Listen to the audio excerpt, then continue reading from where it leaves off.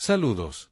Continuando en esta disertación acerca del capitalismo, la libertad y la riqueza. Hoy hablaremos del origen del liberalismo económico, presentado en esta narración sobre sus primeros ideólogos. Platiquemos pues de la génesis del pensamiento económico, de la moral a la ciencia. Antes del siglo XVIII, hablar de economía no significaba lo mismo que hoy. Las ideas sobre la riqueza, el comercio o los precios estaban dispersas entre la filosofía moral, la teología y la política. No existía una ciencia económica propiamente dicha, sino una mezcla de intuiciones prácticas y dogmas mercantilistas.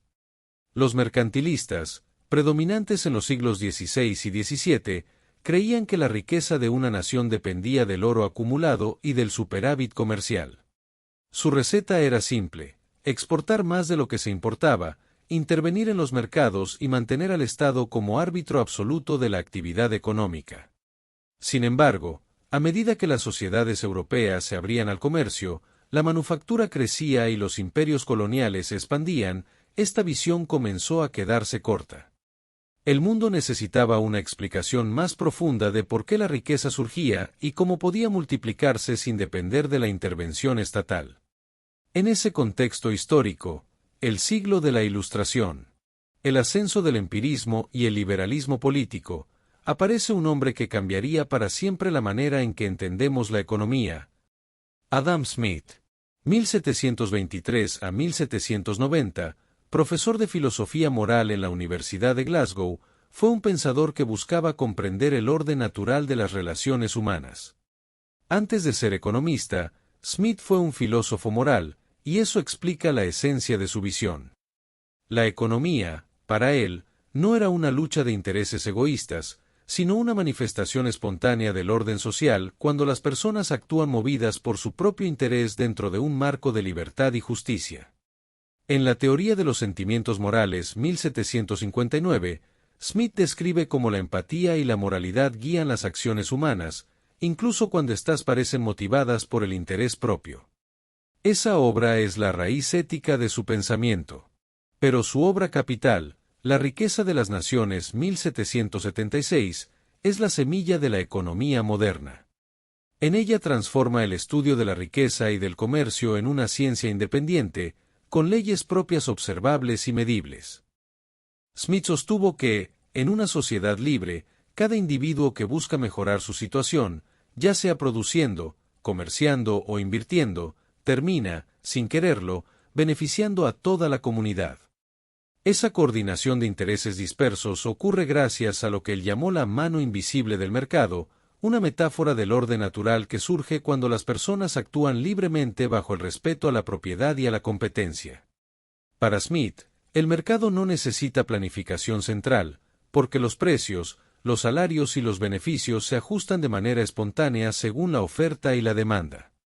De esta manera, la economía se emancipa de la política y de la moral impuesta, deja de ser un instrumento del Estado o de la religión y se convierte en una ciencia del comportamiento humano en libertad. Su visión era revolucionaria. La división del trabajo aumenta la productividad y la riqueza. La propiedad privada incentiva la innovación y el ahorro. El libre comercio permite a cada nación especializarse en lo que produce mejor.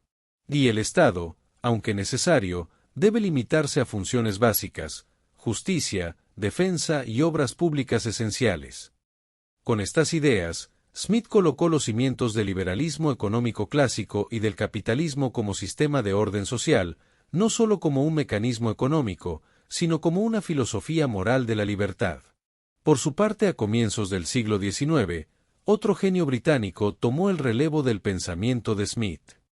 David Ricardo, 1772 a 1823. Hijo de un corredor de bolsa y formado en el corazón del capitalismo británico, Ricardo representó el paso de la economía de la observación filosófica a la formulación analítica. Mientras Smith había descrito el funcionamiento del mercado con intuiciones morales y ejemplos empíricos, Ricardo introdujo la rigurosidad matemática y lógica que haría de la economía una ciencia positiva. Su obra Principios de Economía Política y Tributación 1817 llevó a la economía a un nuevo nivel de precisión. Ricardo estudió cómo se distribuye la riqueza entre los tres factores clásicos de producción: tierra, trabajo y capital, y desarrolló modelos que explicaban cómo varían los salarios, las rentas y los beneficios con el crecimiento de la economía. La ventaja comparativa y la justificación científica del libre comercio.